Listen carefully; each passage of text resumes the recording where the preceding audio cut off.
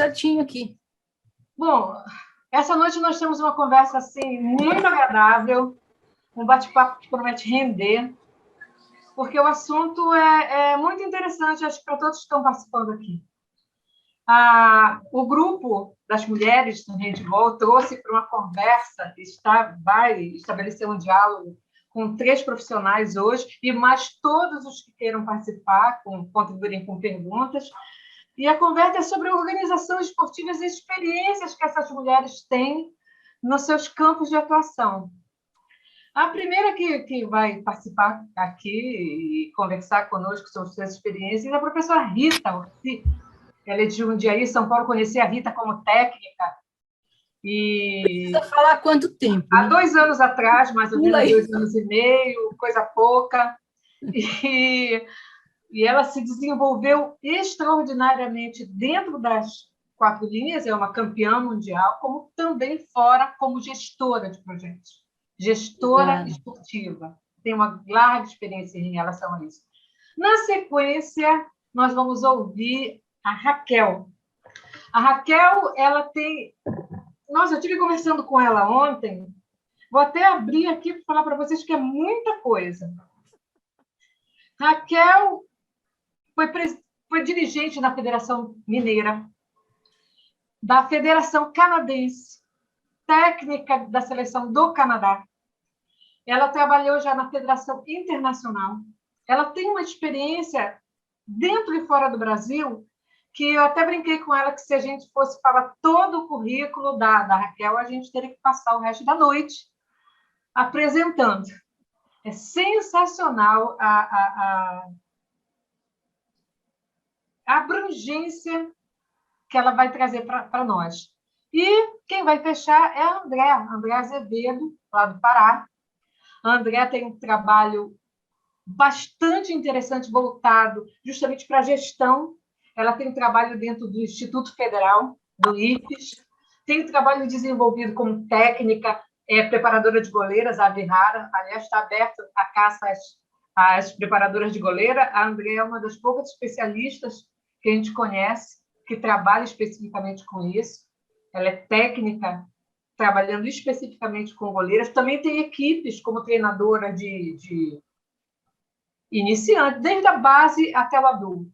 A André tem uma experiência muito larga e vem trazendo uma visão, uma realidade que é do norte do país, que tem que ser olhada com muito carinho por todos os grupos que se dedicam a pensar o handball aqui no Brasil. Então, nós temos esse trio de mulheres maravilhosas que vão trazer o entendimento delas para nós, compartilhar generosamente, e nós pedimos que todo mundo que está aqui vá, coloque perguntas, indague. É o momento da gente ouvir e aprender coisas bacanas com nossas 3 companheiras de trabalho, companheiras de luta. Então, Rita, o microfone é todo seu. Vamos lá, abre você. Vamos lá, gente. Um prazer imenso, uma alegria imensa. Eu vou compartilhar aqui uma telinha aqui com vocês, que vai ser a minha guia aqui, né, na apresentação. Mas obrigado aí pelos elogios, né, carinhosos que a Kátia teceu, mas eu sou mais uma grande lutadora aí nesse nosso mundo chamado esporte, nesse fenômeno, né, esporte, e na nossa modalidade handball. Bom, eu trago para vocês um relato de experiência, né, na gestão esportiva aqui na minha cidade, aqui em Jundiaí, né? Onde nasci, onde fui criada, onde resido até hoje, onde minha família, né, toda fez o seu alicerce aqui desde quando a avó e o avô chegaram da Itália, tá? Então, esse momento, né, de compartilhar isso com vocês, eu tenho certeza que algumas, né, uma boa parte desse grupo que está aqui, e talvez os que vão ouvir, né, quando ficar essa gravação lá no nosso YouTube, conhecem, né, a minha pessoa, sabem da determinação e garra, mas eu sempre vou me colocar aqui como nosso projeto, né, a nossa gestão, porque eu não fiz nada sozinho, né? Nós realmente tivemos aí uma sintonia ao longo do caminho, nesses quase aí 35 anos, né? Uma sintonia muito grande, um laço, né? Trabalho, profissão, abnegação, resiliência de muitas outras pessoas que eu aqui, né, represento, professores, treinadores, atletas, parceiros, amigos, né, especialmente a minha família, a Dona Luísa, seu Celestino, irmãs, enfim, então sempre vocês vão me ouvir aqui falando o nós, né, então somos nós, né, o nosso relato de experiência, o nosso handebol feminino de Jundiaí, tá? Bom, eu não sei como é que vocês podem, né, visualizar esse pequeno desenho, né? Quando cada um de nós aqui traçamos um plano, né? A gente dificilmente nós vamos encontrar, né, um caminho sem obstáculos. Dificilmente a gente vai encontrar uma linha tênue, né? Onde você não vá transpirar, onde você não tenha que se inspirar. Gostaríamos que fosse assim, né? Tranquilo. Então, lá em 85, e na cronologia chegando hoje, né? A nossa realidade é essa aqui.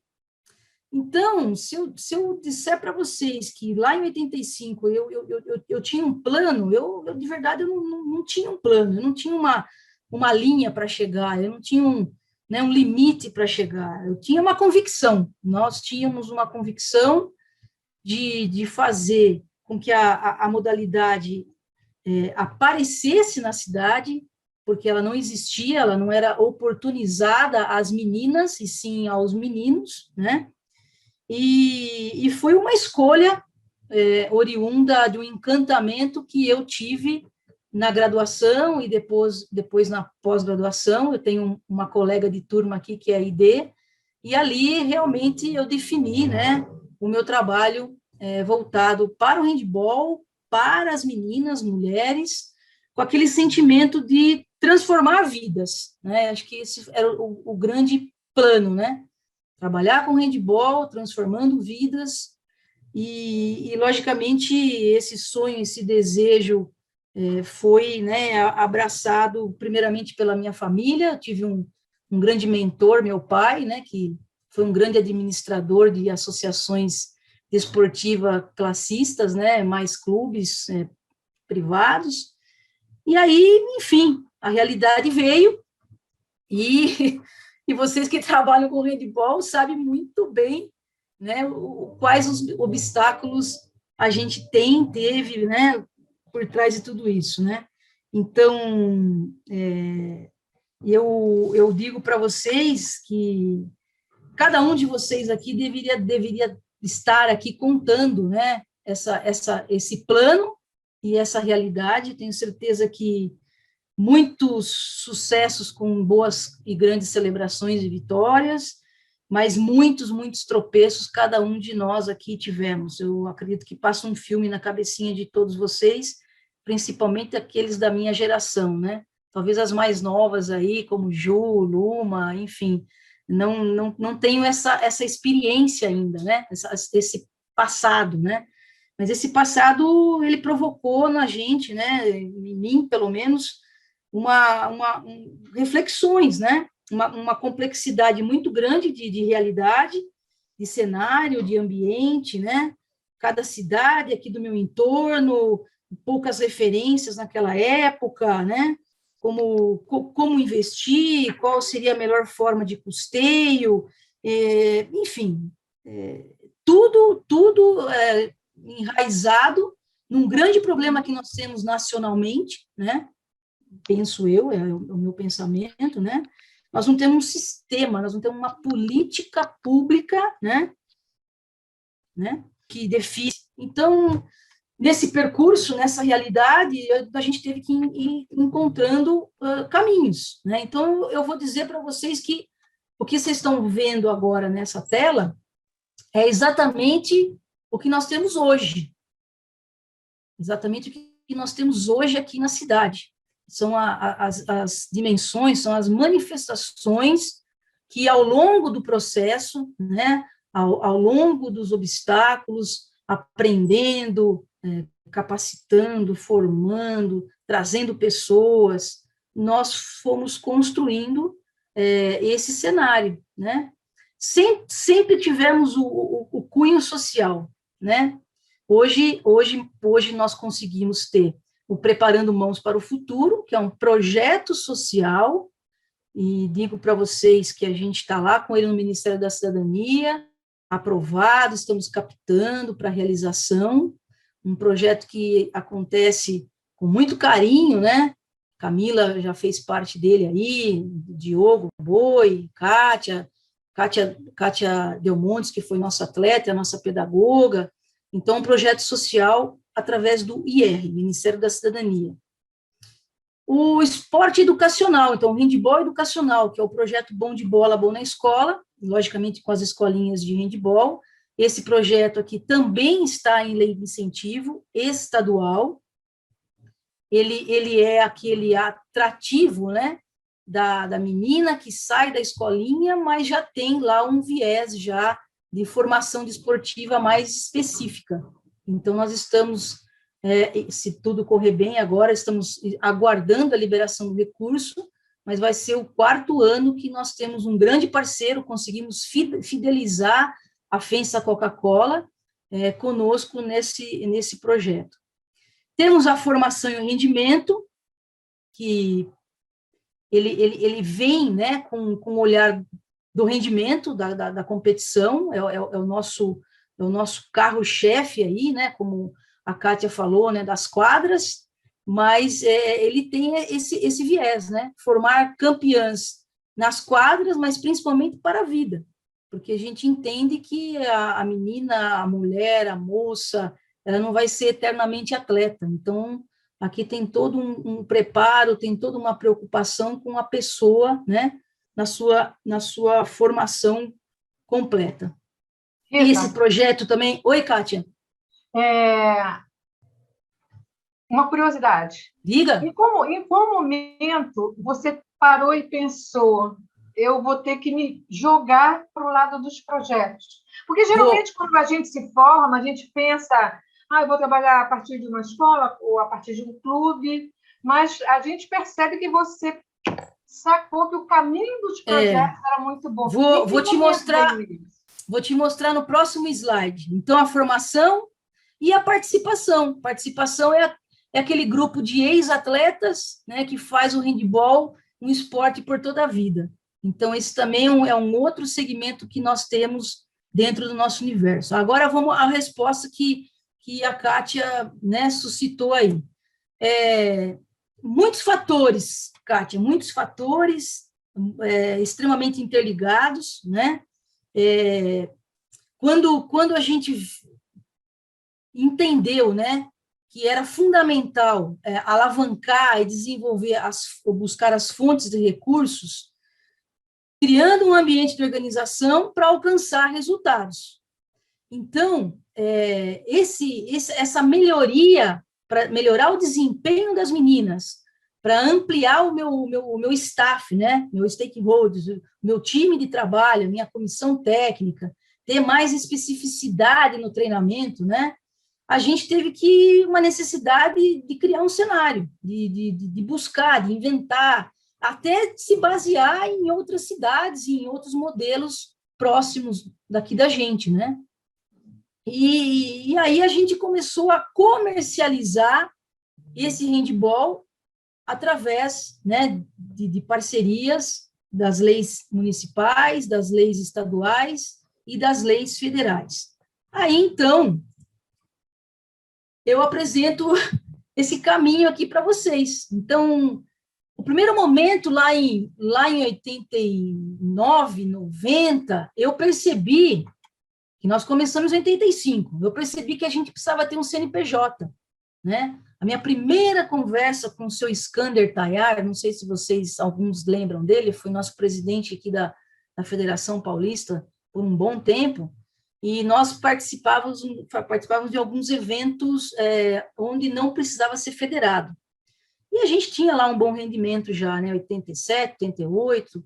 Ele falou, Ritinha, faça ou se atrele a um clube, tenha um clube com CNPJ para você entrar como federado, e aí você vai ter possibilidade de você disputar os brasileiros, você, né, seleção paulista, bom, enfim.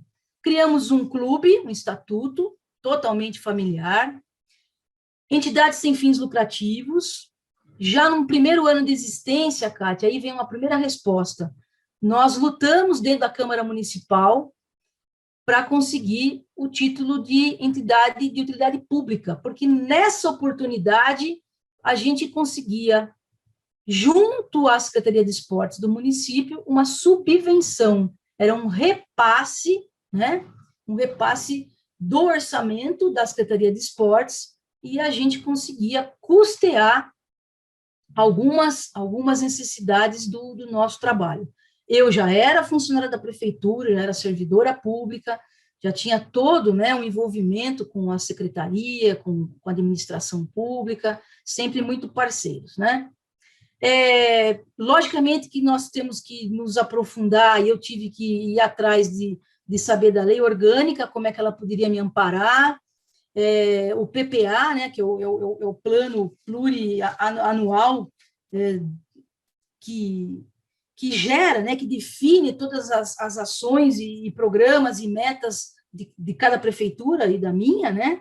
Então, era bom eu saber como é que o esporte estava visto lá dentro, e aí a LDO, que é a Lei de Diretrizes Orçamentárias, como é que você vai poder gastar, e como é que a Secretaria de Esportes vai ter o seu envolvimento com esporte de rendimento e formação, ou de participação. Enfim, eu fui procurar, né, junto aí ao governo municipal, o conhecimento.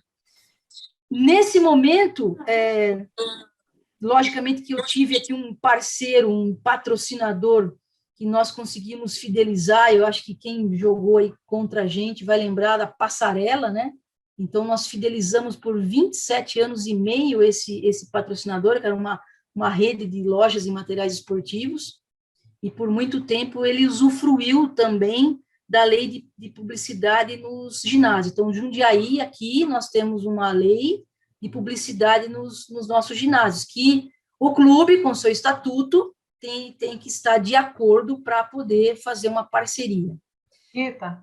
Chegamos, diga. Rita, então a gente poderia dizer para o pessoal que não é de São Paulo, que um caminho legal, pelo que você está falando, é procurar um CNPJ, criar ou se associar a um CNPJ e tomar conhecimento das leis que regem o esporte dentro da sua realidade. Seria exatamente, isso? Exatamente, né? Hoje você não vai conseguir atender, né, uma lei de incentivo federal, uma lei de incentivo aqui em São Paulo, eu não sei nos estados que vocês estão, uma lei de incentivo aqui paulista através do ICMS, né? A empresa paga o ICMS, agora o Dória está mudando um pouquinho, vamos ver o que vai dar no próximo ano, mas a gente tem a lei, e se você não tem o CNPJ, se você não fez as adequações estatutárias, você tem, mas não está adequado ao estatuto do torcedor, não está adequado às novas determinações do Ministério da Justiça, para você ser uma OCIP, né? Organização Social de Interesse Público. Então, esse foi um momento muito decisivo, né, da adequação que nós tivemos que fazer no nosso estatuto. E tem um microfone ligado aí, eu não consigo desligar, gente. Sou eu, Evandro, de Belém, querida. Você vai fazer pergunta? Fala, Evandro. Sim. Tudo bem? Boa noite, oi, Catinha. Oi, povo. Oi, gente, é o seguinte... Tudo bom? Tudo bom. Querida, tu tens um esboço desse processo todo, a questão do estatuto, é que nós estamos fazendo uma revitalização do nosso estatuto aqui, de uma instituição que nós temos aqui. Justamente, a nossa intenção é construir esse momento esporte, cultura, lazer, entretenimento, enfim. E aí, você está falando de toda essa questão da lei do torcedor, dessas questões todas. E, na maioria das vezes, essas informações não chegam aqui em cima, entendeu? Aqui na região norte. E se você tiver algo que possa ajudar a gente aí, enviar por e-mail, sei lá. Com certeza, você coloca no chat, depois você escreve o seu endereço, ou a Kátia me passa depois, ou a Andréia, enfim. Sim. Eu consigo mandar. Essas adequações, esse estatuto é do Jundiaí Handball Clube. Então, o Jundiaí Handball Clube, a gente fala JHC, né? É o ente jurídico que fez a amarração entre o poder público, que é a minha prefeitura, e a iniciativa privada, e agora as leis, né? As leis de incentivo estadual e federal. Nós tivemos, se vocês acompanham um pouquinho, né? Mas nós tivemos um momento de grande transformação, Kátia e amigos, que é a lei o marco regulatório, né? O marco regulatório, a lei 13.019, ela rege, né, o repasse de dinheiro, né, o regramento de processos jurídicos entre parcerias celebradas entre o município e essas antigas ONGs, né, que agora fala o CIP. Então, esse foi um momento muito decisivo, porque ele veio normatizar, e ele tirou muita gente da zona de conforto. Ele deu uma saculejada, né, na forma de encaminhamento da subvenção social. Então, hoje, aqui nós em São Paulo temos que estar muito atentos, eu acredito que no Brasil inteiro, porque essa lei é federal, e cada cidade com a sua secretaria, com a sua unidade de gestão, ou no desenvolvimento social, ou no esporte, ou na saúde, ela está trabalhando muito com os chamamentos públicos, né? Aqui em Jundiaí, a lei que faz o regramento, né, dessa relação, né, apoio, patrocínio, termo de cooperação, termo doação, fomento, é a Lei 8.901. Então, aqui foi realmente, há cerca aí de 4 anos atrás, 5 anos atrás, foi um divisor de águas, Kátia, um divisor de águas, com certeza, para que nós pudéssemos estar adequadamente, né, recebendo e indo atrás desses investimentos com a iniciativa privada atrelada ao nosso projeto, tá? E aí, gente, é o que eu falo, tudo isso demandou uma sabedoria que também você não consegue tê-la com tanta propriedade. Então, haja visto que a gente precisou também de apoio jurídico, apoios de assessorias, né?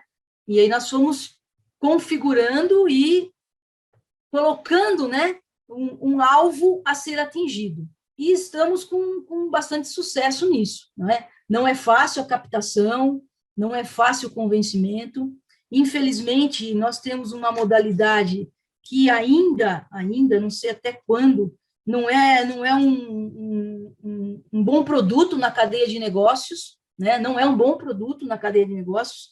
Eu tenho um parque industrial aqui na cidade gigantesco, mas as empresas, né, ainda não veem como um produto muito interessante.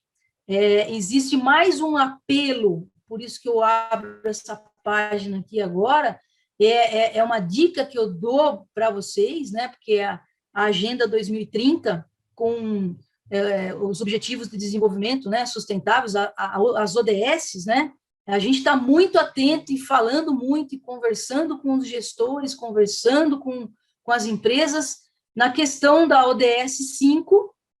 Então, só para vocês darem uma ideia aqui, o diálogo, né? Isso aqui é uma página onde eu consigo ver a minha Jundiaí, né? Como ela está em cada ODS, tá? Então, eu acredito que vocês teriam como também pesquisar isso do município de vocês. E aqui no cantinho, se vocês estiverem aqui olhando aqui na esquerda da tela, tem um item em amarelo que é uma atenção, ou seja, o poder público de Jundiaí tem que estar atento, e eu também estou, porque é a minha forma de pressionar, de dialogar, de colocar o handebol feminino, né, mostrando que a minha cidade está em estado de alerta, porque mulheres jovens de 15 a 24 anos de idade não estudam e não trabalham. Então, talvez aqui o esporte handebol, com um caráter de empoderamento, de estabelecimento de vínculos, a gente consiga, né, atrelar e trazer o olhar da iniciativa pública e privada para esses projetos que eu acabei, né, no início de citar a vocês. Então, isso é muito interessante, fica uma dica, se vocês colocarem, né, aqui eu dei um print na tela, mas aqui tem o ODS 10, que tem muito a ver com a gente também, que é reduzir as desigualdades, né? A gente fala lá da paridade, né? Junto com isso, a gente entende e precisa entender que a lei orgânica do município também faz parte desse know-how, porque aqui eu vou conseguir mostrar, né, a nossa Constituição, a minha Constituição municipal, ela rege o esporte, rege todas as outras secretarias, é lógico, todas as outras unidades, mas ali é a nossa cartilha magna, né, carta magna, de como a gente pode gerenciar o esporte, principalmente a questões do feminino, né, das meninas. Eu vou meio que encerrando para deixar aberto aí o debate.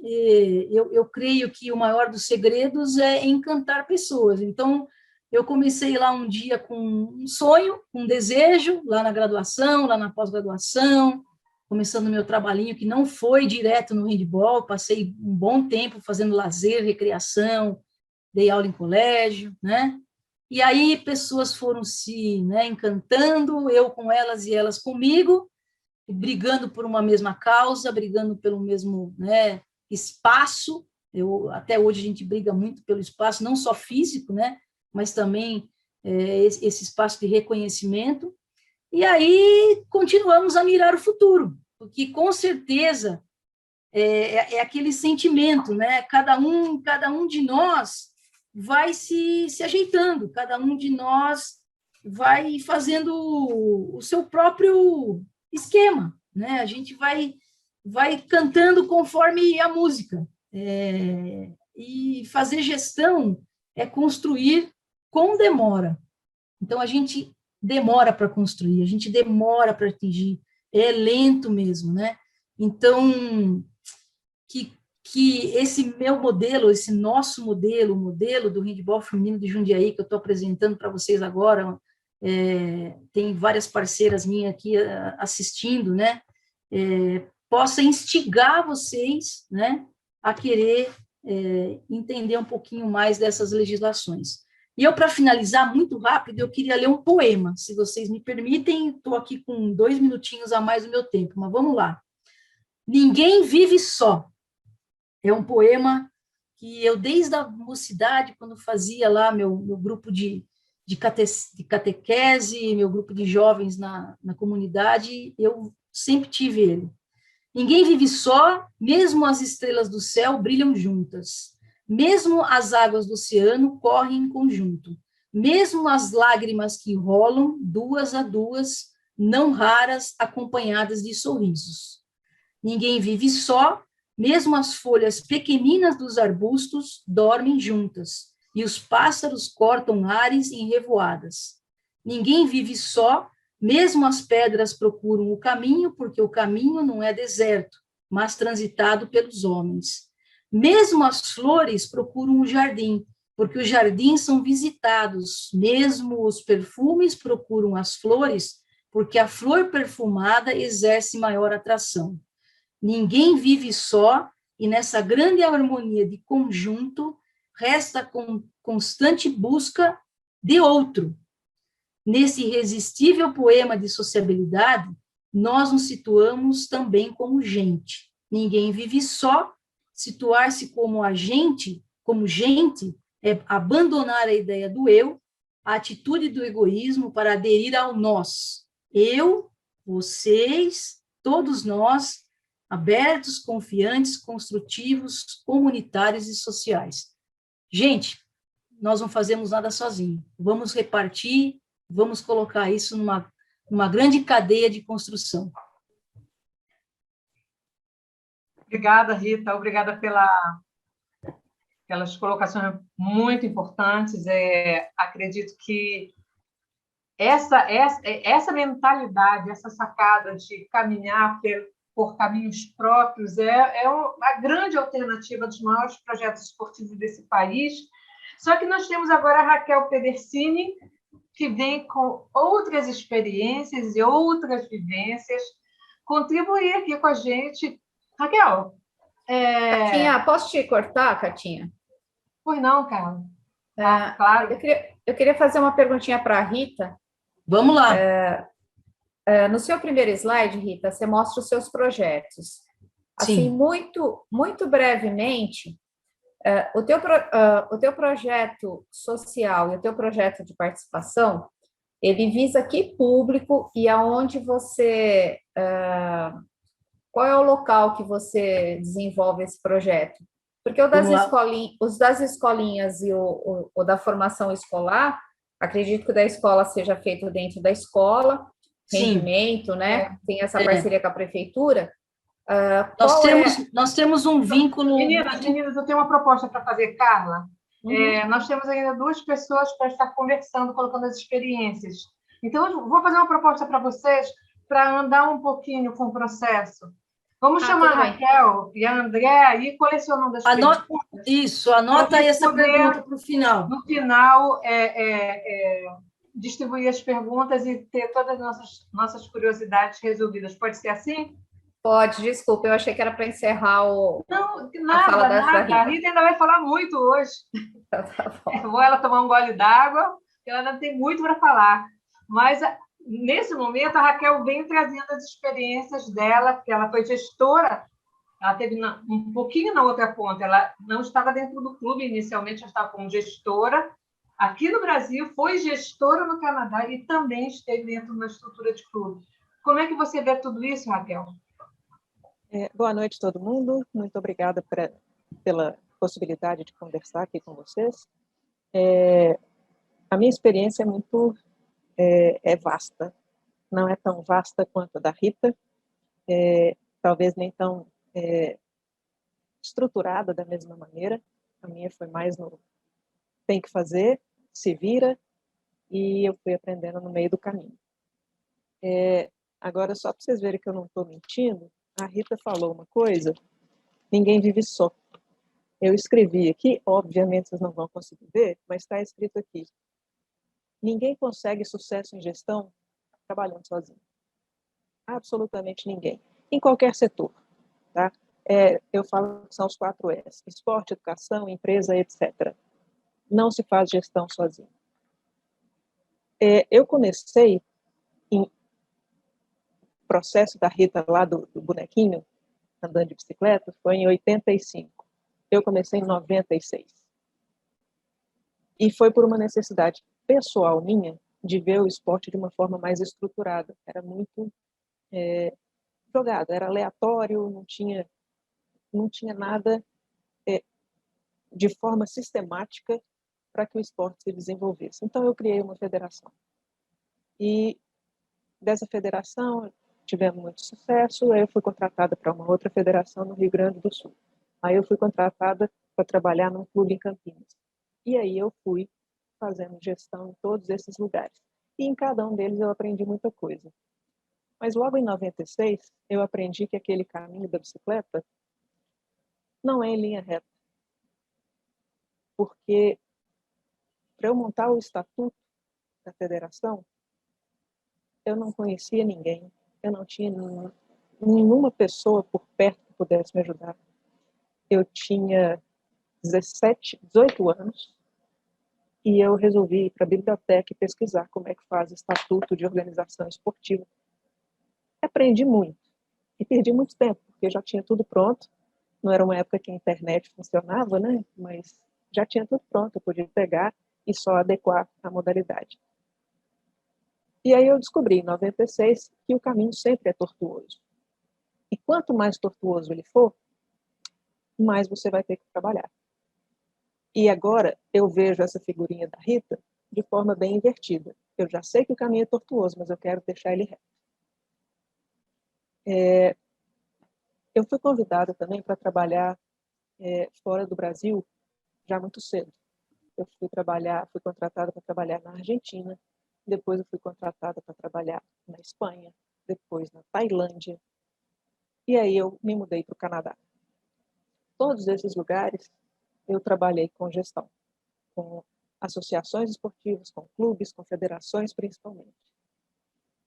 É muito interessante ver quando a Rita fala de todo esse caminho de legislação, de como você tem que se organizar para conseguir chegar no objetivo final, que é montar uma equipe bem estruturada com apoio financeiro, com uma estrutura de abrangência mais geral. É tudo muito diferente. No Brasil, na Argentina, na Espanha, na Tailândia, no Canadá. E muito mais do que isso. É diferente em São Paulo, Minas Gerais, Rio Grande do Sul. É tudo diferente. A base é a mesma, é a lei federal. Mas o estado é diferente, o município é diferente. Dentro dos municípios, às vezes, tem regionais, e as regionais são diferentes. Quando eu fui para a Argentina, a estrutura é uma só. Não existe diferença. No Brasil, hoje, para você conseguir um incentivo do esporte, né, um incentivo nacional, você tem que fazer todo o processo de inscrição para conseguir uma renúncia fiscal. Na Argentina não é assim. Na Argentina, o governo federal determina como que as modalidades esportivas vão ser financiadas. A Federação de Handebol da Argentina, por exemplo, é financiada pela rede de telefonia celular. É muito dinheiro. Todo mundo tem celular. Muita gente tem 2 celulares. E para cada aparelho, 30% do valor do aparelho vai para a Federação Esportiva. E assim eles fazem com várias modalidades esportivas, principalmente as modalidades esportivas coletivas, que vocês podem reparar, a Argentina está bem avançada nas coletivas, nem tanto nas individuais. A Espanha é diferente. Na Espanha, a parte financeira é o governo que dá, tem um pressuposto. Esse pressuposto é determinado no final de cada ano para que as federações e instituições já se organizem para esse ano que vai iniciar. Eles já sabem quanto vai ter. Pode ter mais? Pode, mas aí você busca de forma diferente. Mas se não tiver mais, o pressuposto é suficiente para você fazer um excelente trabalho. Então, poucas são as federações que buscam coisas externas. Até porque o governo também oferece a possibilidade de patrocínios nacionais. No Brasil seria Petrobras, seria Correios, etc. Na Espanha, além das estatais, tem outros parceiros do governo que também são colocados à disposição para as federações esportivas. Aí eu fui vivenciar a Ásia.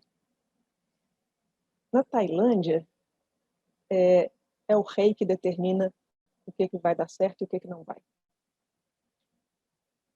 E é muito interessante porque se ele gosta de um esporte, ele dá o dinheiro suficiente para contratar o mundo inteiro, pagar em ouro, fazer o que ele bem entender.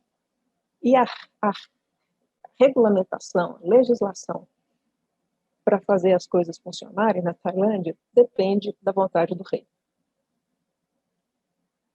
É muito difícil trabalhar na Tailândia, mas ao mesmo tempo é muito fácil, porque você não tem que trabalhar naquele caminho certinho, te dá uma possibilidade muito maior de explorar outras possibilidades. Só que o dinheiro para o handebol na Tailândia é muito pequeno e ainda assim faz-se milagre com o handebol tailandês, que a força de vontade é muito maior. E aí eu fui para o país de primeiro mundo, vim cair no Canadá, e a experiência mais engraçado, que é excelente e terrível. É uma coisa que eu adorei e preferia não ter participado, porque o Canadá é um país muito receptivo a imigrantes. Inclusive, eu imigrei para o Canadá em 2008. Já sou cidadã canadense, comecei a trabalhar na federação, mas aí me falaram, primeiro, que eu não sou branca, eu sou latina. Segundo, eu sou mulher. E terceiro, eu sou de um país de terceiro mundo. Então, eu comecei com 3 desvantagens em relação ao país super acolhedor. E um país que também gosta muito de falar que a mulher é considerada em um grau de igualdade com o homem. Não é. E o imigrante também não é tratado como um cidadão normal. Lembra o caminho tortuoso? Foi esse que eu enfrentei desde o primeiro dia. Eu consegui deixar a linha reta. E eu consegui deixar a linha reta porque eu sou latina, mulher e de terceiro mundo. Então, as 3 coisas que eles viam como desvantagem foram as minhas vantagens. Desse caminho no Canadá, eu fui eleita para presidir a Comissão de Desenvolvimento do Handebol da Federação Internacional. Também era preferível não ter sido eleita. Não sei se vocês conhecem, gostam ou não gostam do atual presidente da Federação Internacional, um egípcio. Eu não gosto, mas muito mais que isso, ele me odeia. E também porque eu sou mulher, ele me odeia. Ele odeia qualquer mulher. Mas ele tenta fingir que não. E da forma como ele atua, você só pode fazer o que ele quer. Como eu não queria fazer o que ele queria, ele arrumou um jeito de me tirar. Tudo bem, eu não vou compactuar com coisas que eu acho que são incorretas. Saí machucada, mas com a minha dignidade intacta. Por que eu estou contando essas histórias? Toda vez que vocês estiverem num cargo de gestão, num cargo de administração, chefiando, liderando alguma equipe, alguma instituição, associação, vocês vão enfrentar problemas. Problemas que a gente consegue prever, que são problemas financeiros, problemas de facilities, que são instalações, problema de pessoal, mas tem os problemas que a gente não consegue prever. E o bom gestor é aquele que consegue passar por cima desses problemas, consegue encontrar soluções de forma rápida e eficaz. O problema que você encontra lá no Clube de Jundiaí da Rita vai ser solucionado de uma forma, mas vai ser completamente diferente de se fosse em Belo Horizonte. O bom gestor consegue saber onde estão essas diferenças. Qual é a diferença municipal, qual é a diferença regional, qual é a diferença estadual, nacional e assim por diante. A legislação é diferente em cada um dos países que eu estive.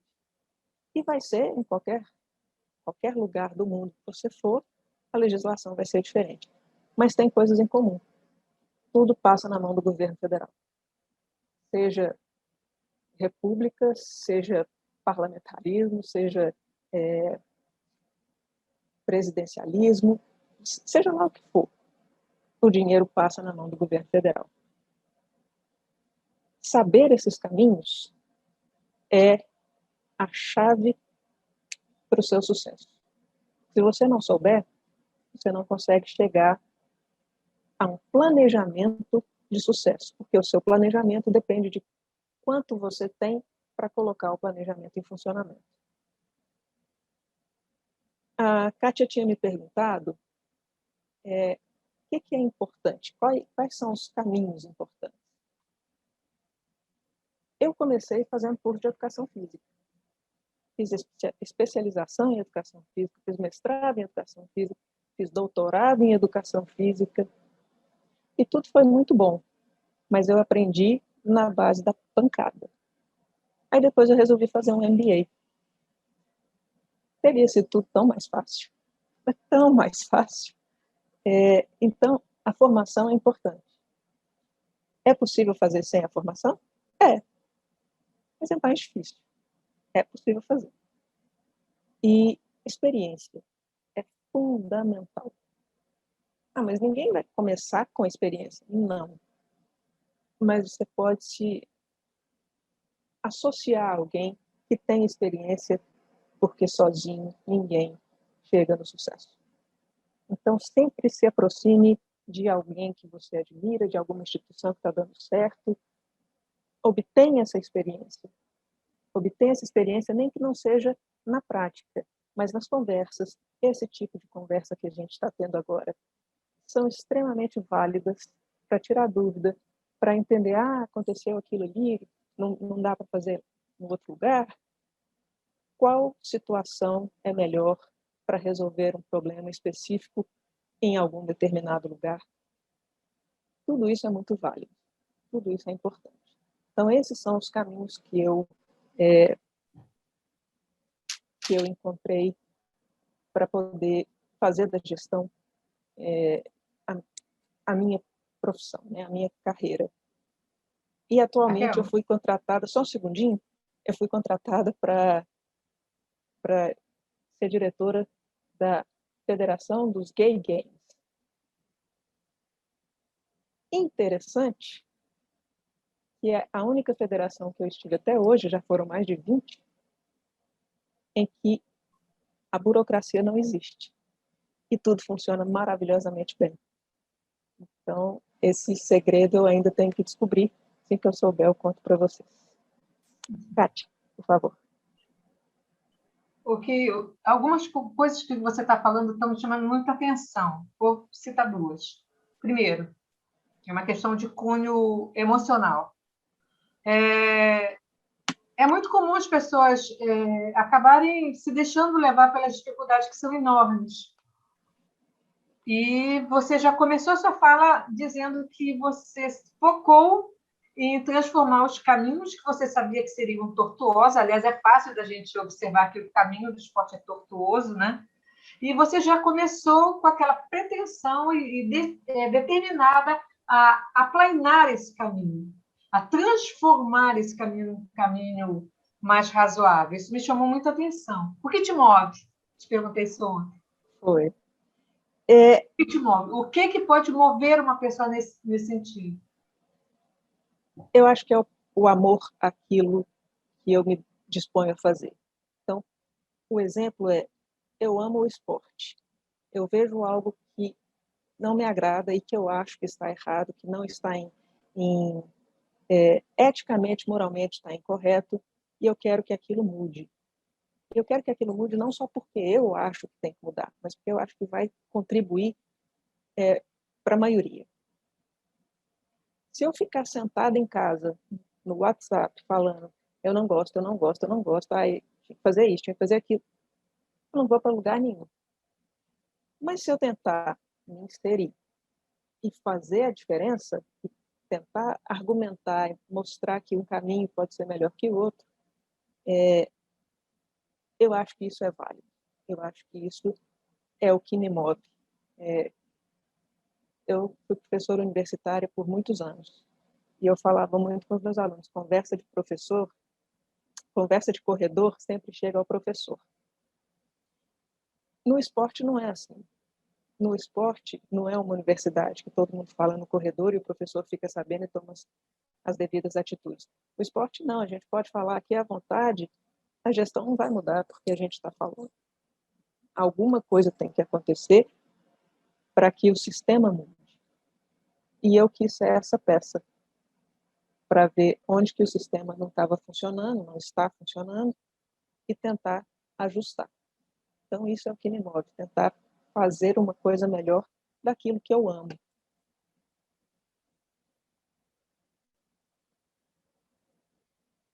É muito bom, muito interessante essa persistência, essa vontade de mudar o que está em torno. E a segunda questão que me chamou a atenção foi que você passou por vários países. E o brasileiro tem a mania cultural de achar que a grama do vizinho é muito mais verde.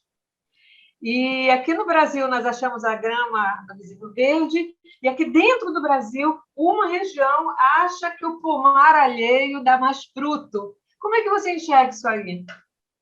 Eu vou dar só uma fala. Eu fiquei na presidência da Federação Canadense por 9 anos. Sabe quanto de dinheiro eu tinha para trabalhar com a federação? Dinheiro vindo do governo nacional, de patrocínio, de federação internacional, de qualquer subsídio. $0. O único dinheiro que entrava para a federação, e que ainda é assim, é o dinheiro da filiação de atletas. Cada atleta paga $15 por ano.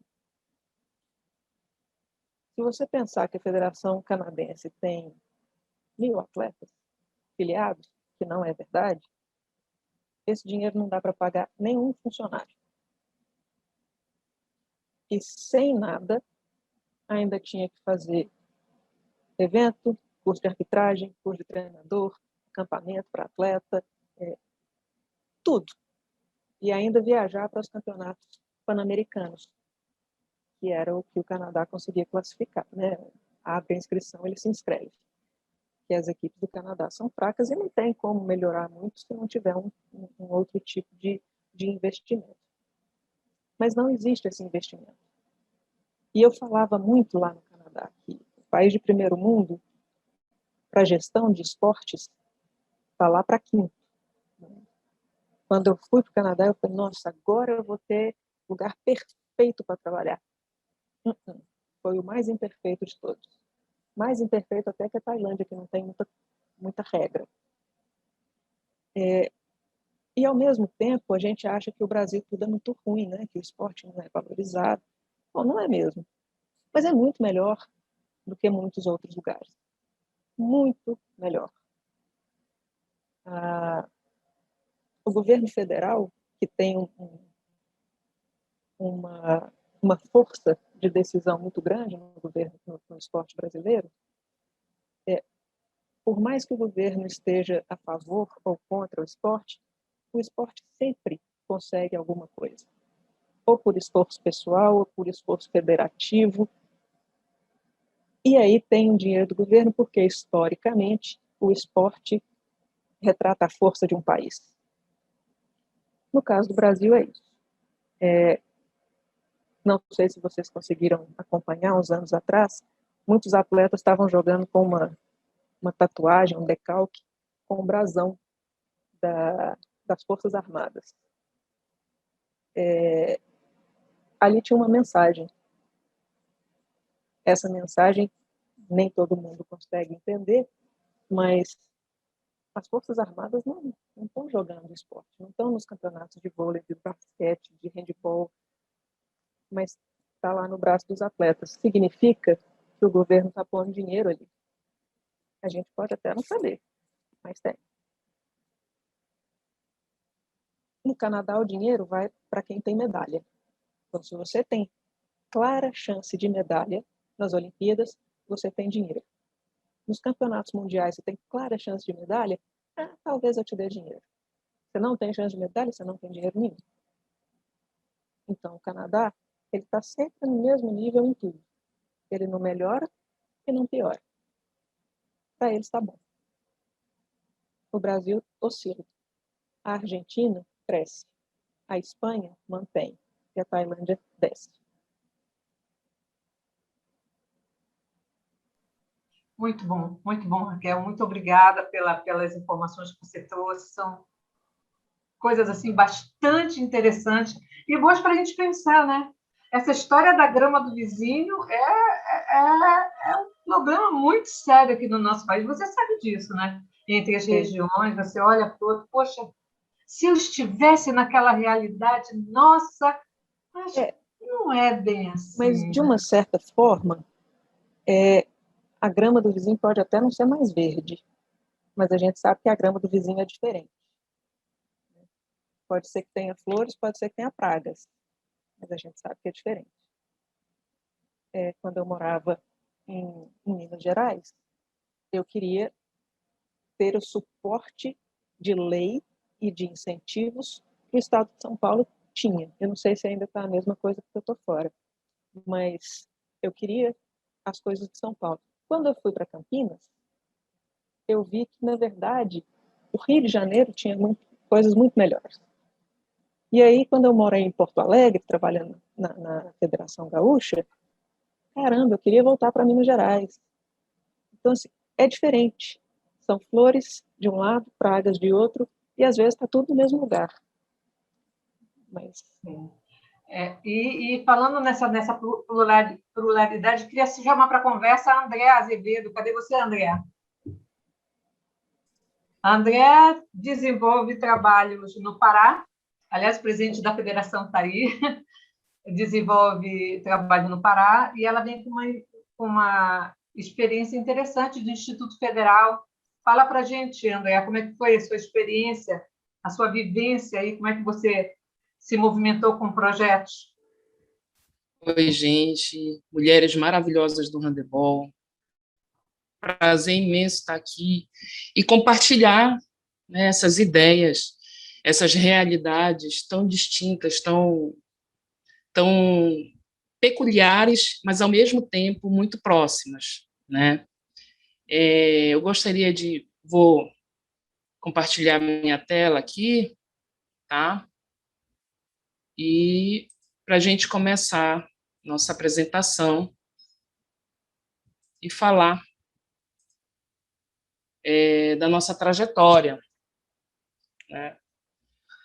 O que é a nossa trajetória dentro do handebol? Kátia foi a minha segunda técnica dentro do estado do Pará. Eu mandei uma foto para ela hoje de um recorte de jornal que a gente estava em treino e fizeram uma reportagem com a gente e tá lá a foto, ela achou... Eu acho que até deu uma emoção nesse coraçãozinho dela, né?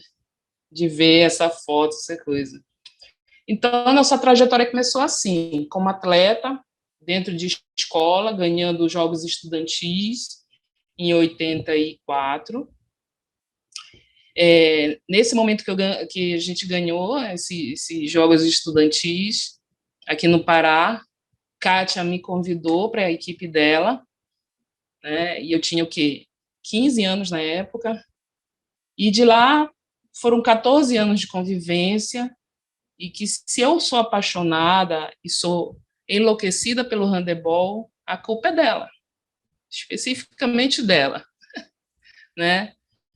Mas essa trajetória do handebol é uma trajetória igual como de outras crianças praticantes de esporte dentro de escola, que encontrou um caminho, né, de superação, um caminho para sair de situação de vulnerabilidade social e que conseguiu, através da prática esportiva, trilhar um caminho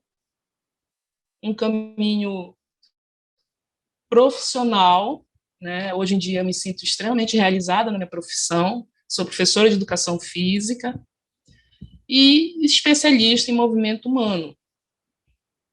Então, o handebol ele não é uma ferramenta social como as pessoas pensam. Ela é uma ferramenta social de pertencimento de um indivíduo dentro da sociedade. Ele não é, eu quero formar o cidadão, não é isso. É esse sentimento de pertencimento a algo, e quando você se sente pertencente a algo, você quer gerir, você quer produzir dentro dessa situação que nós estamos falando do esporte. E como mulher, lógico que essa trajetória teve muitos percalços, teve muita dores, mas teve muitas felicidades, né? E a gente começou, dentro do Instituto, a trajetória dentro de... Vamos lá, que eu passei aqui. Tá? Então, a gente tem essa história e que a gente começou, eu acho que a Kátia sabe esse símbolo, que significa, né? Na realidade, a gente começou como atleta em 84 no Santa Rosa, até 89, e em 89 a gente começou no Pinheirense, são equipes bem pequenas aqui em Belém, e de lá foi uma trajetória em que a gente só teve vitórias, fomos campeãs paraense diversas vezes, fomos vice-campeão brasileiro, dentro do clube, seleção.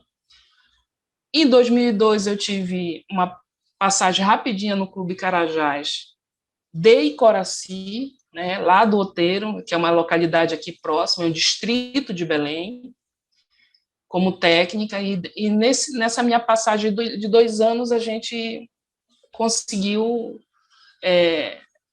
participar de 2 grandes competições e em 3º e 4º lugar, consecutivamente, né, que foi a Taça Floresta, numa cidade de Marabá, que era uma competição imensa, tinha mais de 15 equipes, masculinas e femininas, né?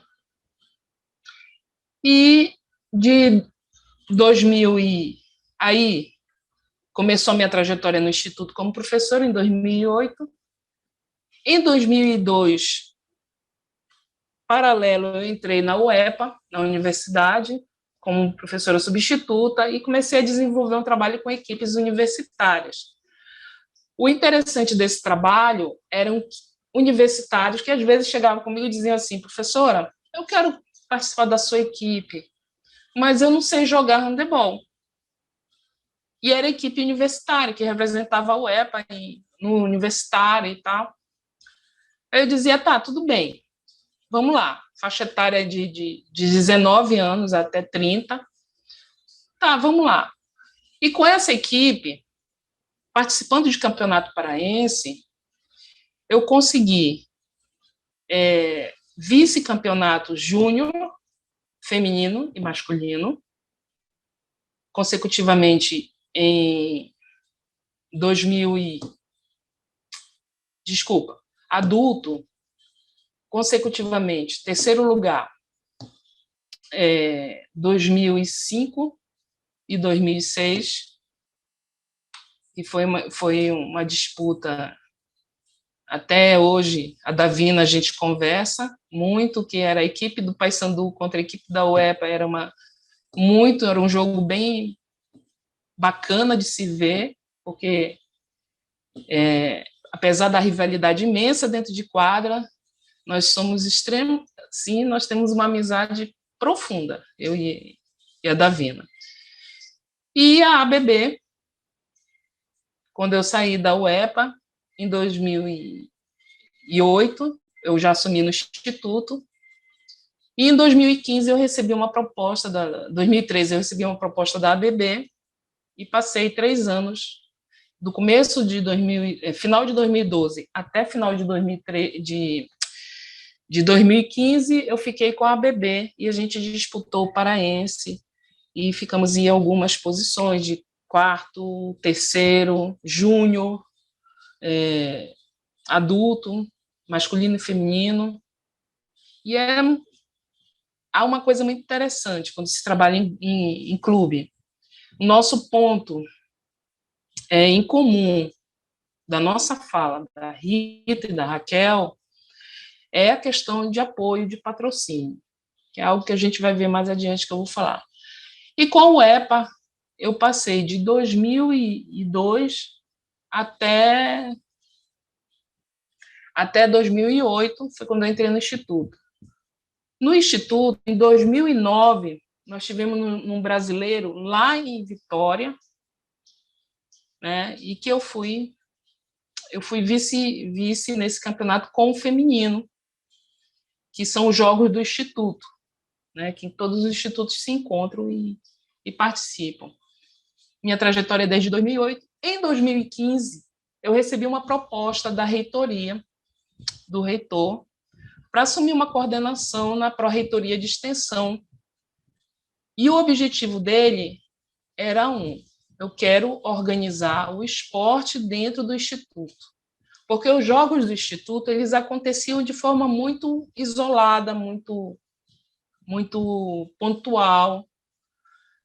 Se tinha que fazer, era um campo que dizia assim mesmo, olha, eu quero fazer os jogos, eu vou chamar os outros campi e vamos fazer os jogos.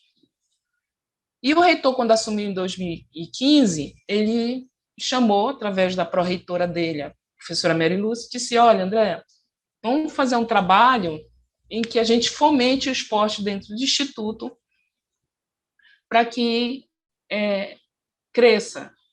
O reitor, o assessor do reitor, e mais um outro pró-reitor, outro pró-reitor, eles são alucinados por esporte, são ex-atletas também. Então, eles têm esse pensamento. Para eles, isso não é a política pública deles dentro do Instituto, não é gasto o esporte. Ele é um investimento educacional. Isso é um ponto muito interessante a gente entender. O esporte, você não está investindo no esporte, você não estava gastando com o esporte, você está investindo no esporte. Porque o esporte, ele também é ensino. Ele pode te ensinar muita coisa. Tá? E essa proposta, quando eles falaram, olha, a gente quer organizar o esporte dentro do Instituto, e o que tu acha? Eu disse, a primeira coisa que eu perguntei, vocês vão deixar eu trabalhar como eu penso ou vocês vão fazer interferências? Ele disse, não, você vai trabalhar como você pensa, as interferências são financeiras, né, de aprovar ou não.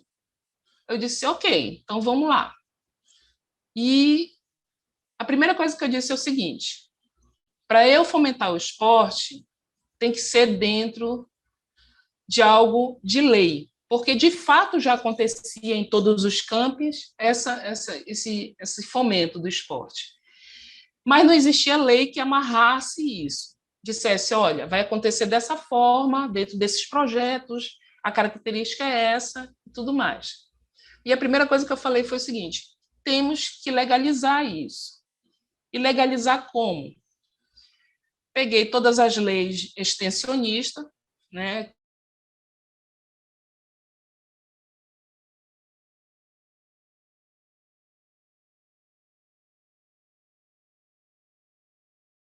federal,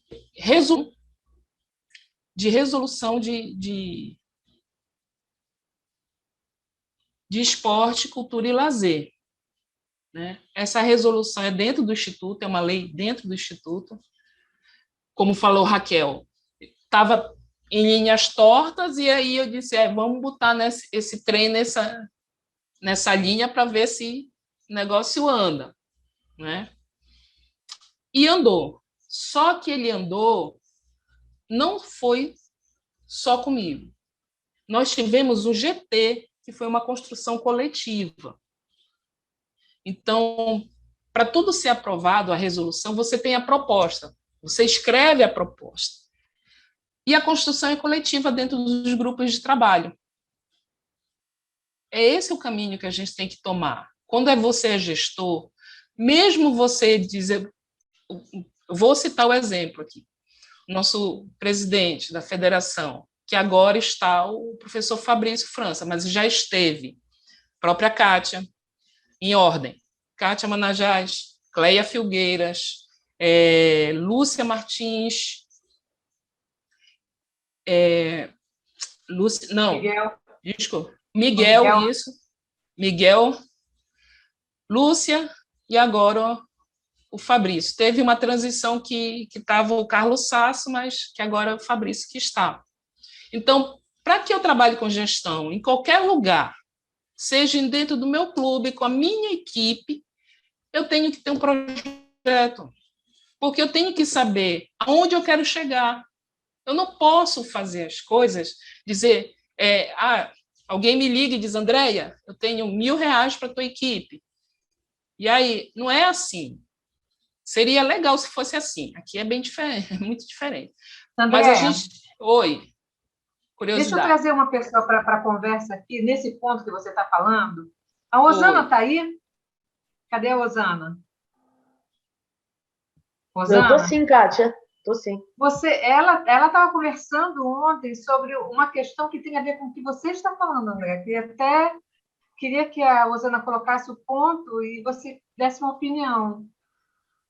Conversa com a gente, assim, em linhas bem concisas sobre a sua questão que você trouxe ontem para a nossa conversa, que foi bastante interessante. Boa noite primeiro, Andréia. Boa noite. Eu, resumidamente, o que eu conversei com a Kátia, até para esclarecer, que é uma dúvida que é da minha atuação, que é da nossa atuação, talvez até da maioria que está aqui, o efeito político em cima da gestão, principalmente da gestão sobre o esporte. Porque como eu sou da área da educação há muitos anos também, a educação é obrigação da família e do Estado. O esporte não é obrigação da família. As formas como se conduz o esporte, dependendo da prefeitura que você está, dependendo do estado em que você está, ela sofre uma influência muito grande da ação política. Quando a gente considera, então, pode até ser dentro do estado de São Paulo, duas prefeituras, uma que é pobre, a outra que tem recursos maiores e melhores, parece que essa visão sobre a gestão esportiva também se tornam dois polos, né? E ouvindo toda essa explanação da Rita hoje, me parece que o que a gente pode amarrar enquanto a nossa atuação, não só na gestão esportiva, mas como atuantes como treinadoras e afins, é uma forma de política informal, porque nós estamos lidando com números, com estatísticas, com pessoas, principalmente com crianças, de forma social, forma de competição, alto rendimento, participação escolar. E cada atuação política dos gestores políticos das cidades pode ser conduzida da forma como eles queiram ser representados na cidade deles. Isso é muito delicado, e essa questão eu trouxe até como uma forma de reflexão minha, reflexão do grupo, e talvez como a gente possa tornar o nosso modus operandi de trabalho como a informalidade política, que não é diretamente, não é nem ideologia, nem só ser o político, mas nós somos agentes públicos e políticos. E como que a gente pode linkar, inclusive com tudo isso que a Rita falou, com a captação de patrocínio, com estar amparado por um CNPJ, com a relevância na sociedade, com a aplicação de um projeto, para que o esporte realmente tenha a relevância que ele merece, já que ele, por lei, não é obrigatório, deveria ser, na minha opinião, e a gente está longe de conseguir essa obrigatoriedade, mas que a gente tenha essa reflexão para a gente linkar com a relevância política, com a ação política dos agentes políticos, mesmo os vereadores, os prefeitos e os governadores, e nós que somos quem colocamos a mão na massa, e depende da forma como a gente coloca essa mão na massa.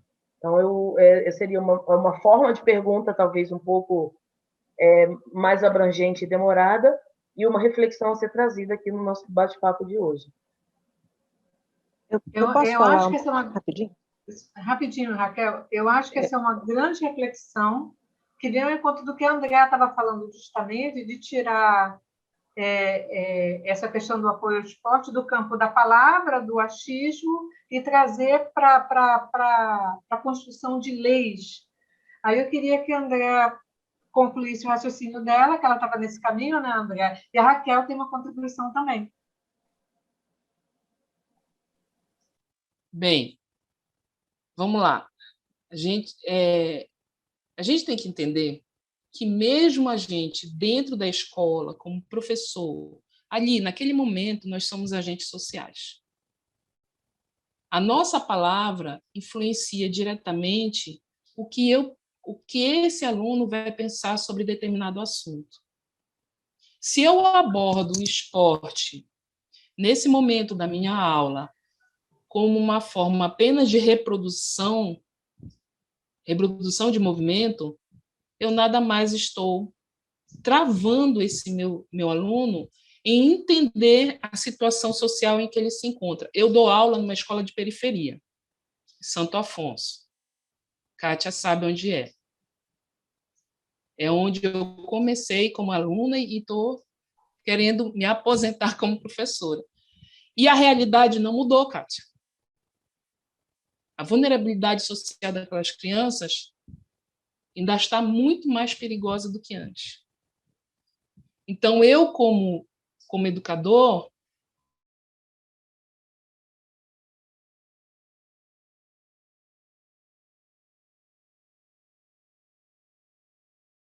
de pensamento, eu tenho que, e que elas têm que buscar, sim, serem muito mais ativas e muito mais questionadoras da realidade que elas vivem. De uma realidade... Oi. Aí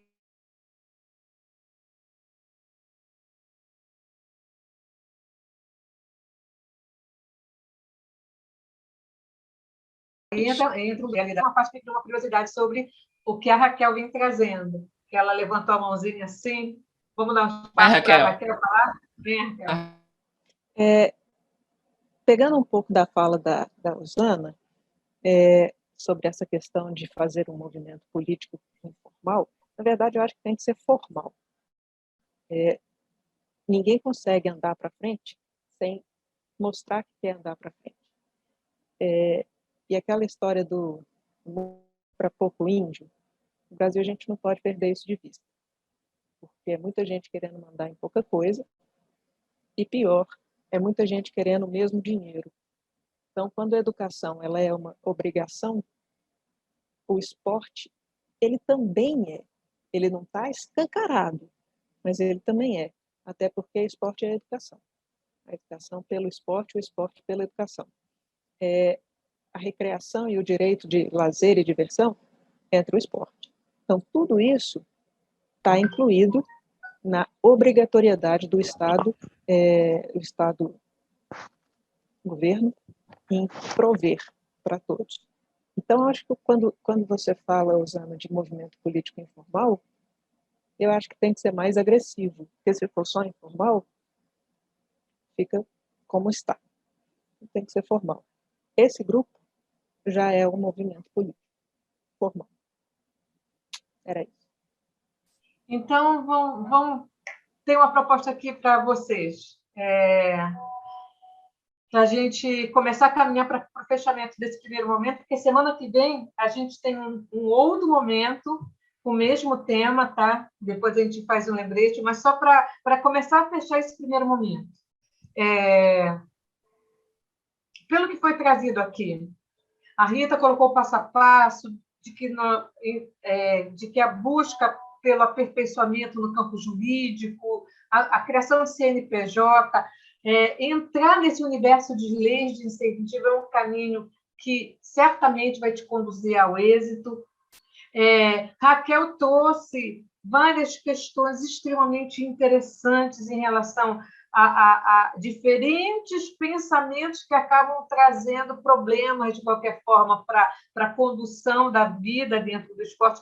A Andréa trouxe a vivência dela e a necessidade da criação de leis para tirar as coisas da informalidade e nos dar um pouquinho mais de segurança para trabalhar, que foi o assunto também que a Rosana trouxe para a gente.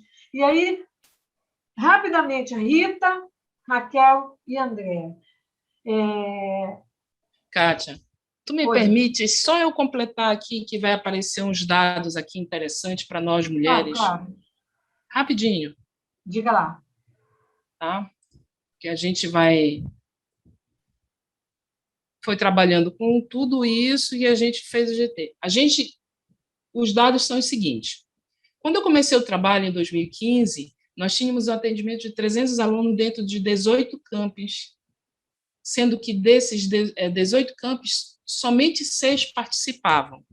Quando eu terminei o trabalho em 2019, porque eu saí em 2019, nós já estávamos atendendo 16 campos dos 18 que existe dentro do Instituto Federal do Pará, né? E atendendo 999 alunos, considerando que eles são só os alunos que participam dos jogos, quando eles se encontram. Tá? Eu não estou trazendo os dados dos alunos que participam dos projetos esportivos dentro do Instituto, que é algo interessante para se ver, que eu estava fazendo o levantamento e tive que sair. Mas o mais interessante é o seguinte: esses alunos, em 2015, a participação era de 44 meninas e mulheres, jovens e mulheres. Em 2019, foi para 476 participações. O aumento da participação da mulher nesses jogos ele não só se dá com os alunos, mas sim com os profissionais de educação física. Eu tinha 12 professores participando em 2015, e em 2019 eu tenho 32 professores participando, sendo que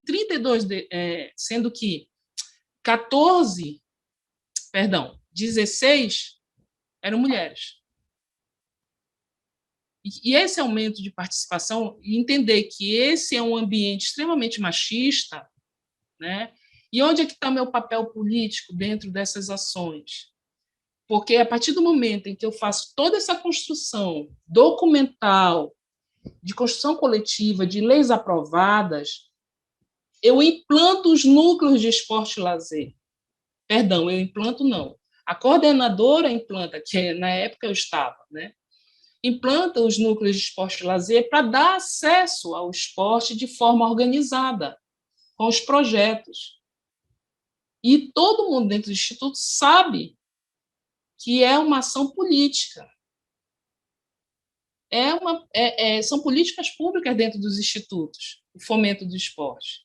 Para quê? Porque eu tenho todos esses indivíduos aqui que saem, por alto, eu não tenho esses dados, mas pelo que eu vivenciei, porque eu fui técnica da Universidade Federal daqui durante 2 anos, e 50% dos alunos que eu atendi dentro da modalidade handebol são egressos do Instituto Federal. São egressos. Então, para que serve o esporte? Né? Para toda essa questão de você fazer com que esse cidadão tenha voz ativa no seu processo de ensino. Eu não posso desassociar o esporte somente pelo seu rendimento. Ele é esse processo também. E entender, como a Kátia falou, as nossas características geográficas aqui são extremamente diferentes de todo o país. Nosso estado, nossa região é hidrográfica. Para chegar numa cidade, para fazer uma competição numa cidade, eu levo 12 horas de barco ou eu levo 12 horas de ônibus. O campeão paraense masculino atualmente é da cidade de Paraopebas, que são 12 horas de ônibus. Entendeu? Então, isso influencia muito no desenvolvimento do handebol aqui no estado do Pará. E eu tenho um pensamento de gestora muito diferente do que está acontecendo hoje em dia dentro da federação. Né? Não é uma crítica, eu só queria ter um diálogo com a federação. Nós temos leis de incentivo, mas são extremamente burocráticas e que as empresas não conseguem entender essa característica do esporte. Não é investimento, não é perda de dinheiro, é investimento, é um retorno, porque o esporte, como a Raquel falou, ela não só mostra a força de um país. O esporte, ela é a identidade dos valores que esse país tem. Então, se eu tenho um esporte fortalecido, eu tenho um país que passa uma imagem de sucesso. E isso dá não só para o Brasil, como esporte olímpico, como as equipes olímpicas, mas como a equipe daqui, uma equipe de clube, Eu vendo uma imagem, né? E o handebol ainda não consegue vender essa imagem, não consegue vender esse conceito de retorno de investimento, infelizmente, né? E, como eu sempre venho, a FEPA vem por uma transição sem um direcionamento adequado. Isso daí, eu não estou criticando o Fabrício, eu estou criticando todas as gestões depois da Caixa. Por quê? Porque eu vivi todas as gestões. Eu fui atleta em todas elas e fui árbitro e estou agora como técnico, né? E atualmente nós temos quase 23 clubes inscritos. Isso foi o último dado que eu fiz em 2019. Foi o Campeonato Paraense. E nós temos estrutura no Pará. Nós temos ginásios. Esse é o ginásio da UEPA. Cansei de fazer treino aí com a Cátia, cansei de correr nessas escadarias, né? Está todo reformado. Nós temos os ginásios de ponta e temos quadras em escola também boas. Então, o nosso problema não é infraestrutura. Nossos problemas são distanciamento geográfico, né, que é um sacrifício imenso, falta de apoio e patrocínio, que isso Raquel e Rita falaram tanto, e o entendimento e a imagem do handebol para vender, que ainda não é vendável, né? E eu sempre digo, planejar te leva nem sempre você pensa em chegar, mas você chega, você ultrapassa esse limite. Mas o nosso entendimento tem que ser de mãos dadas com os outros. Raquel, você falou uma coisa importantíssima, junto com a Osana, movimento político. Até o teu movimento de grupo de WhatsApp, em que você se posiciona, e se o gestor não entender que esse teu posicionamento é um posicionamento em que pode haver uma verdade e que pode haver uma possibilidade de mudança, eu, como gestora, não tenho que estar lá. Eu tenho que escutar. Entendeu? E sim, Rosana, nós temos que pensar todo esse planejamento dentro daquilo politicamente que eu quero. Qual é o meu posicionamento como ser político no mundo? Se eu não sou aberta ao diálogo, se eu não entendo o que o outro está me dizendo, eu estou fechada numa ditadura. Eu estou fechada e estou fadada a falhar. Gente, foi isso que eu tinha para falar. Obrigada, Kátia, pelo convite. Muito obrigada a todos vocês. É sempre muito prazer. E eu digo, é uma alegria muito grande ver que todo mundo está muito bem mesmo. Tá? Bom, André, muito obrigada pela fala, muito obrigada por trazer esse entendimento e principalmente essa visão, algumas pinceladas que você deu aí do norte são realidade, mas como eu falei, isso é um assunto que não se acaba nessa semana. Nós ainda temos outros momentos para conversar sobre essas questões. Então, gostaria de conduzir agora para o final, que nós já estouramos nosso tempo, né? Há algum tempo. Então, gostaria de caminhar para o final, chamando perguntas para a gente terminar. Camila? Cadê você? Cadê a Camila? Nós temos aqui. Nós temos na verdade, a gente tinha uma intervenção da Carla, né? Isso. Aí o restante pode abrir a câmera, abrir o áudio. Se não quiser abrir a câmera, abre o áudio, mas aí faz a pergunta, fica à vontade. Isso. Carla, cadê você, minha querida? Cadê a Carla? Não, estou aqui. É que pediram para que eu escrevesse, então eu enviei por escrito. Mas é que na apresentação da Rita, no primeiro slide, ela coloca alguns projetos que ela desenvolve em Jundiaí. E eu fiquei curiosa para saber a respeito do projeto social e do projeto de participação, qual é o teu público, teu público-alvo, vamos dizer assim, e aonde você desenvolve o projeto. Porque o educacional, o de formação de rendimento, é muito tranquilo e claro para mim. Mas o de participação, você pensa em atingir quem e onde você desenvolve o social e o participação. Bom, o social foi um projeto pioneiro, não sei se vocês acompanharam na época, pelas mídias, né, mas nós fomos um projeto piloto, né, pioneiro ali, do Correios aqui em Jundiaí, do mini handball. E nós traçamos uma metodologia específica, uma configuração específica, numa parceria Correios, Confederação e Prefeitura de Jundiaí. Então, esse projeto social, ele não tem mais o Correios, não tem mais a Confederação, ficou 1 ano e meio só com o Correios, mas a gente, na base do voluntariado, a gente continua com ele e agora com incentivo financiado pelo IR.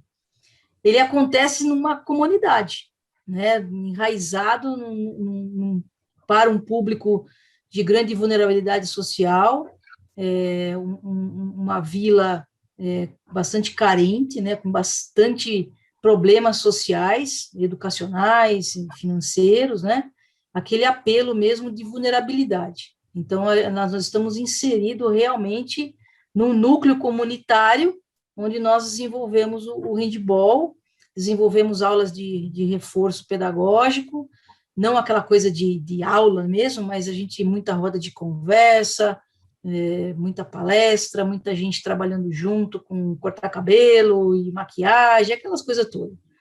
E o participação, Carlinha, a gente tem lá no bolão, à noite, a professora Edileide que desenvolve ali o encantamento ali, e tem noite que é muito legal, é a mulher chegando com o marido, com o filho, com a filha, e o marido jogando com a ex-atleta, então é um momento que, não vou dizer para você que é um master, né, mas é aquele esporte maior, aquela menina com 18, 19, 20 anos que parou de jogar por algum motivo e agora está lá com seus 20, 30 e está batendo uma bola lá de noite. A gente ainda tem um grupo que já se organiza porque tem uma autonomia e disputa o campeonato master, mas não é a nossa atividade fim entrar nesses torneio master.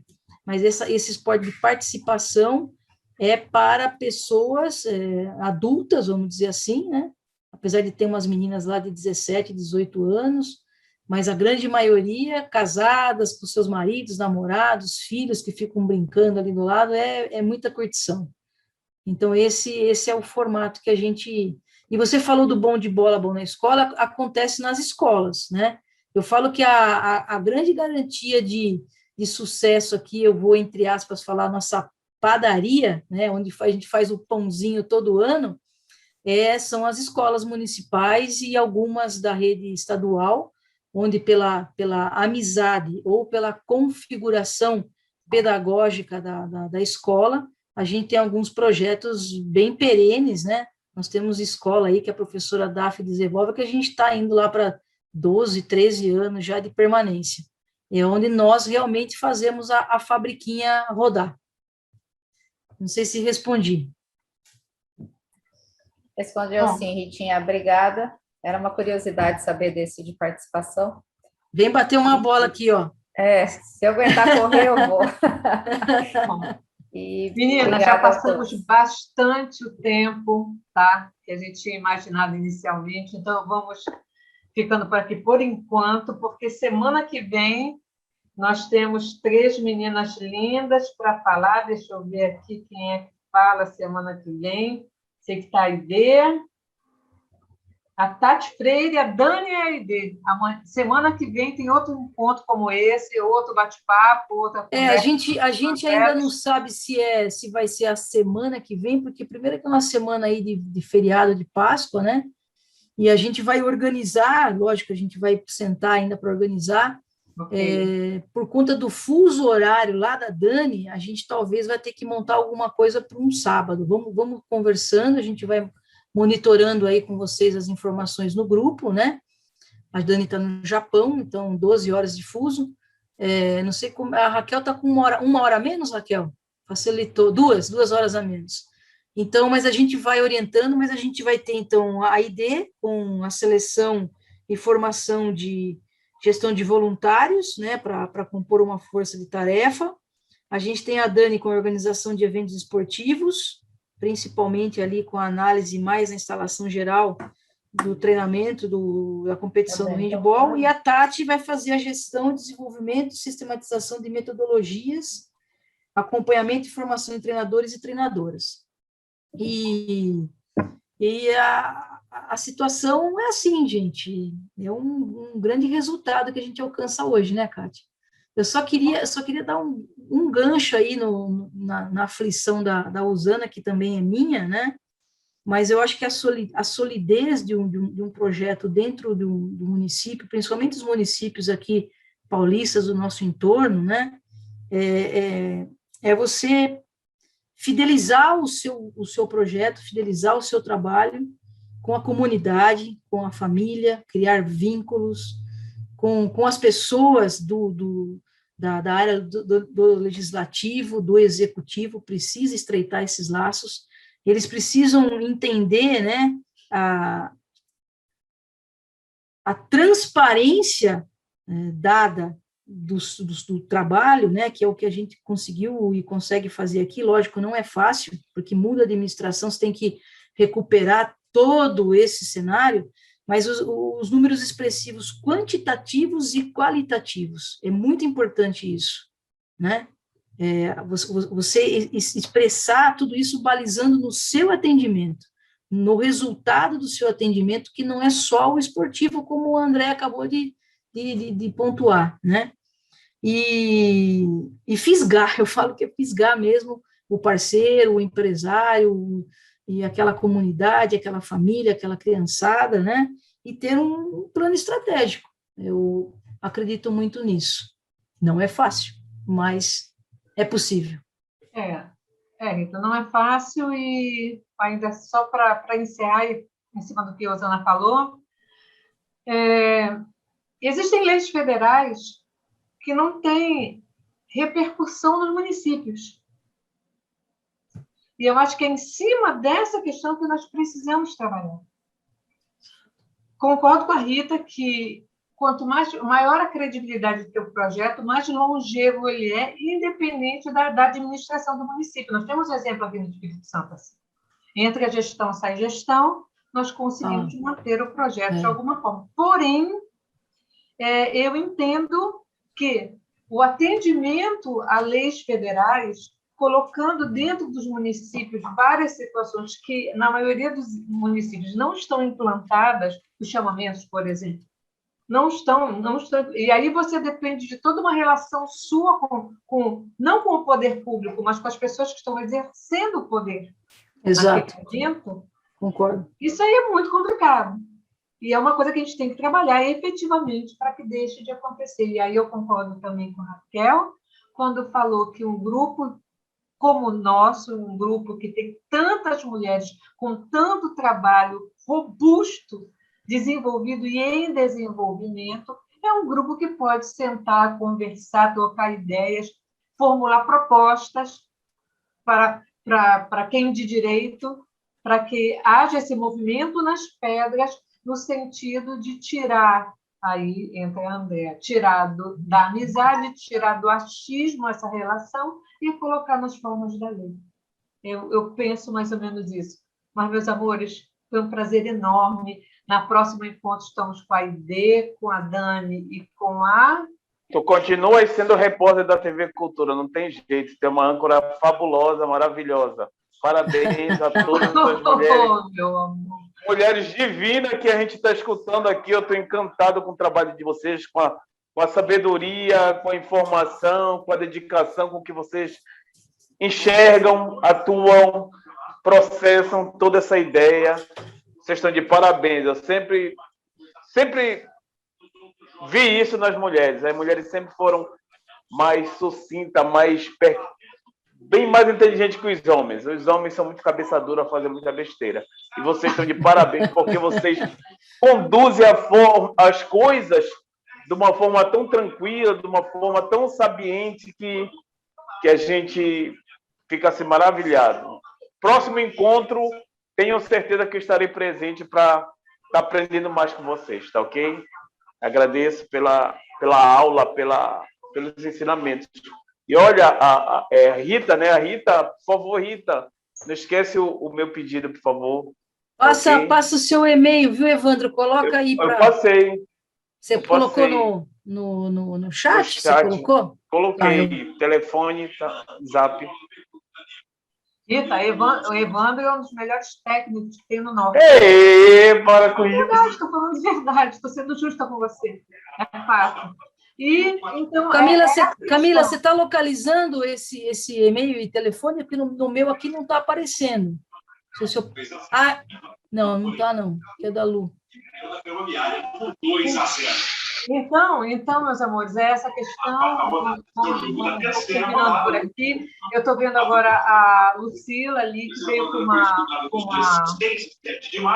questão muito importante. Eu vi com o microfone aí aberto. É você, Lolo?